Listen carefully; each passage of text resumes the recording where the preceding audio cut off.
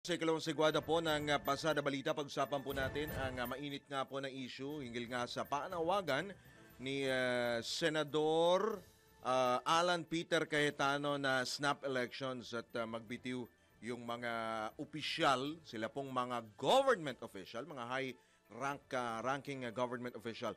Nasa kabilang linya po natin ang Dean ng Lyceum of the Philippines College of Law, si Attorney Soledad Mawis. Dean Mawis, magandang umaga po. Welcome po muli sa DWICLU Channel 23. Drew Nasino po at John Ibanez. Good morning, Dean. Good morning po, Sir Drew and Sir John. Good morning po sa inyo. Ma'am Drew at John na lang po, kinikilabutan po kami. Okay, hindi po. Pag tinatawag nyo kaming sir, okay lang po ma'am, John at Drew na lang po. Maraming salamat po sa pagkakataon na muli kayong magambala sa ganitong oras ng Tuesday po. Apo, salamat po Dean sa inyo pong oras. Well anyway, Dean, marahil nakarating na po sa inyong kabatiran ito pong panawagan diyan po sa Senado. Ano hong initial reaction po ninyo rito nung inyo pong narinig at napagtanto itong balitang ito, Dean? Kinilabutan din po ba kayo, ma'am? Siyempre, kinalibuti ako po. Kasi po, Alam ko, nagdamot din kayo ng ulo. Oo. Dahil ideally, in an ideal world, maganda ho yan kasi kumbaga national reset, no? Ideally. Pero sa totoong buhay, mangyayari po ba yan? I really doubt it. Kasi unang-una ho, para yan mabigyan ng willing ba hong mag-resign? Kasi ang resignation cannot be forced eh. Dapat ho yan voluntary. Yung mga wala hong mga ginawa o partisipasyon sa tinatawag na anomalya tungkol dyan sa flood control, mapagre-resign ho ba nyo sila? Lalo na yung mga unang halal. Kaya ho, hindi ho, ideally ho, it sounds nice, it sounds good, pero it won't happen. Because I do not think people will resign. Resignation is voluntary. Dean, ang unang katanungan is, constitutional po ba ito? May legal basis po ba ito o wala? Okay, ang resignation ho kasi, katulad nga ho na ng sinasabi ko, voluntary. So, kumbaga ho, sa Constitution, hindi ho minamandato o mag-resign ka. Because it's voluntary. Ngayon, kung sakaling lahat mag-resign, syempre magkakaroon tayo ho ng snap election. But as I said, it won't happen. I really, really doubt it will. Because in the first place, okay, should the president resign, don't you think the vice president will resign when that will be her opening to become the president? Yes, exactly. Siya yung next in line eh. So parang sa akin, mabuti kung magkakampi sila dalawa. Hindi naman po silang magkakampi. Diba? So it's going to be very difficult for it to happen. Pero bilang isang abogado rin naman itong si Senator Alan Peter, ano kayang nakita niyong posibleng nag-push or pinaghugutan niya para ika nga'y banggitin itong mungkahing ito or rekomendasyon na ito, Dean Mawis? Ang pinaghugutan ho niya kasi ay kawalan ng public trust. Kaya gusto ho niya maibalik yung public trust. Because I think what is happening right now, marami ho talagang nagdududa. Saan ho ba to parating, papunta? Lalo na ngayon ho, no? Ako, nung nabasa kong nag-resign, si Senator Lacson as head nga ng Blue Ribbon Committee. Tapos, dahil nga nag-resign, may antala na naman dahil suspended yung kanyang mga hearings. So ano na naman tayo, nakabitin tayo sa ere, hindi natin alam kung kailan mangyayari. Ang hinihingi ho kasi ng taong bayan is justisya eh. So saan tayo papunta ho ngayon, no? Saan? So again, we're left hanging because of this politics. Pero ang banggit naman kaya mukhang ito ipinapasa na po lahat sa ICI, Dean Mawis, yung responsibilidad para papanagutin yung mga binabanggit na sangkot sa anomalya. Don't you think enough na po yun para ika nga'y mabalik ang tiwala ng tao sa gobyerno in particular, Dean? Okay, may dalawang sasabihin lang po ko dyan sa ICI. ICI should make its kung ano man yung ginagawa niya, isa publiko because we do not know what is happening. Aha. Tapos meron ho akong napanood na interview na nag-resign mong miyembro po, si Mayor, di ba ho, nag-resign Aha. mo siya as Magalong. Mayor. Opo. Magalong, oo. Parang ho siyang may mga sinasabi na hindi ho maliwanag. Dahil ho ba may nagtatanong sa kanyang pag-assume dahil bawal daw ho, dahil magkakaroon ng double compensation, whatever. Pero at the end of the day, ano ho ang ginagawa ho Opo. dito sa Senado o sa Kongreso? Naririnig ho natin ang nangyayari. Nalalaman ho natin. So until and unless the ICI probe becomes public, everybody will start doubting it again. Sa tingin nyo dapat magkaroon ng mas malawak pa na kapangyarihan ang ICI para kumbaga para mawala rin naman yung duda ng taong bayan ay ano lang ito kumbaga wala namang wala namang patutunguhan itong investigasyon wala namang pangil itong ICI bukod pa doon sa panawagan po ninyo na isa publiko yung kanila pong investigasyon. Opo, kung kinakailangan ho, kung fact-finding committee ho yan, magkaroon ho sila ng power ng sampina. Kung wala pa sila, pwede ho sila magsampina. Kung ano pa ho ang kinakailangan para maging fact-finding committee ho sila. And then, like ilang beses na naman ho nagkaroon ng mga fact-finding committee na isinasa publiko. I remember the last time na natatandaan ko ho nag-fact-finding nung nagkaroon ng yung kay Ninoy Aquino ho, di ba, may Agraba Fact-Finding Commission. Yes. Yun ho. As far as I can recall, medyo bata-bata pa ako noon. Isinapubliko ho yan. Kaya ho sana, kung gusto ho nilang ilipat ho yan, bigyan ho natin ng mas lalong malakas ho na kapangyarihan, ang ICI ho. Kung yan ho talaga ay plano ho nilang gawin to take it out from the Senate and from Congress and transfer to ICI. Wala akong problema ho yun. Din yung anggulong buwagi na lang, yung dalawang kapulungan ng Kongreso. Anong basa po ninyo dito? Sir, mahihirapan ho tayong buwagin dahil nasa Constitution ho na meron ho tayong Kongreso. Hindi ho, personally, I think it will be unconstitutional unless you amend the Constitution na wala tayong Kongreso. Sa mga katuwid, Dean, it's just a political noise?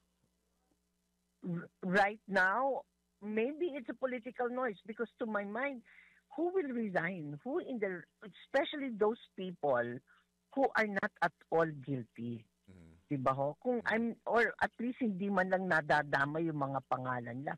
Lalong-lalo na po yung mga unang tumakbo. Kung sila po ay hindi man lang first-timer, pagkatapos ho noon, ang mangyayari ho dyan, parang everybody will just give in. Yun ho ang ano ko ho dyan, it takes a lot of sacrifice for all of them. Talagang supreme sacrifice for them, for all of them to resign. Opo, dahil binanggit mo na rin, supreme sacrifice. Sino ba ang magpapasan ng sakripisyong ito? Pati ko taong bayan, gagastos tayo ulit kung magkakaroon tayo ng panibagong halalan, di ba? Sana kung sa akin ang pinakamaiga dyan, ang pinakamaganda dyan, kung maaari sana, mapabilis ang pag-imbestiga o mapabilis ang pag-file ng kaso para dun sa mga sinasabing gumawa ng katiwalian. I think that's the best right now. But for us to have another election, masyadong magastos yan. Tayo din na ho ang mangyayari dyan, at the end of the day, baka yung mga iboboto at mananalo, sila pa rin. Wala rin pinagkaiba. Hindi naman. Exactly. Hindi naman tayo pwedeng batas na magpasa ng batas na bawal tumakbo yung mga tumakbo. Di ganun din. You cannot disqualify people naman. Wala naman po. Yan ang walang batas na pwedeng ipasa na lahat na nakaupo at nag-design, bawal tumakbo. Di ganun din. Ma'am, agree sa binanggit ng Malacanang na quote-unquote wishful thinking lamang ng senador yung snap election at walang basis talaga. Yes.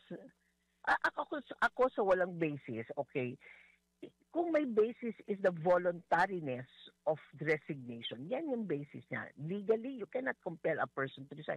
Ang tao nga na empleyado, pilitin mong mag-resign, illegal dismissal ka pa eh. Di ba? Sa mga labor laws. The same principle applies. Resignation is voluntary.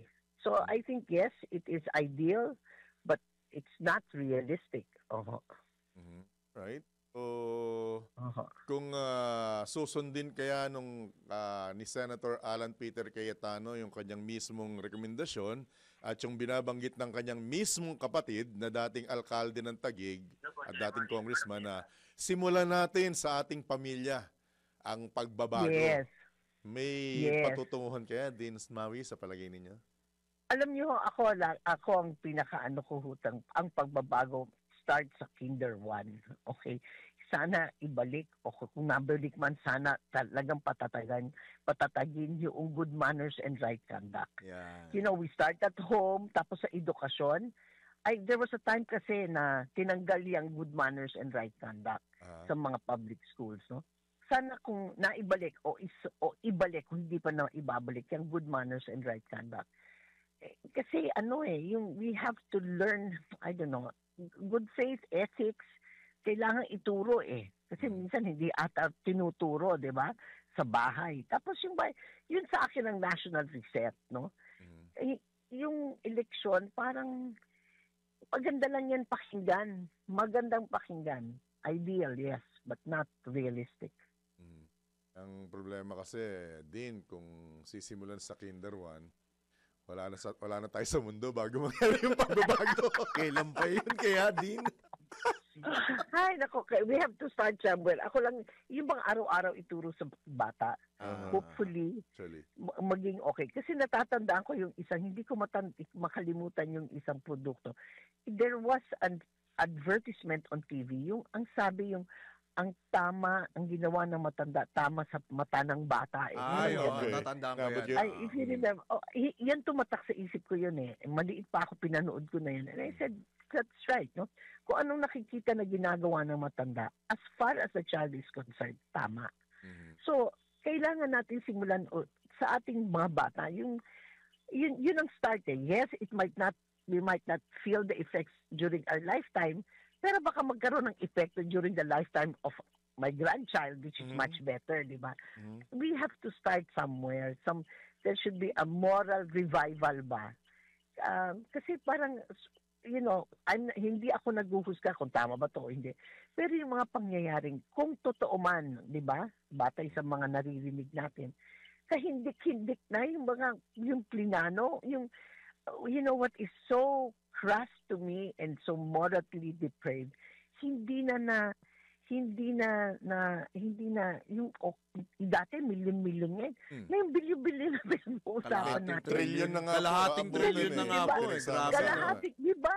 Di ba trillion na? Hindi, sobra na bang grabe ang pangangailangan nitong mga taong to? Tayong mga nagtatrabaho, ay pinagkakasya natin kung ano yung kinikita natin. Pero bakit bakit bilyon-bilyon? Sobra.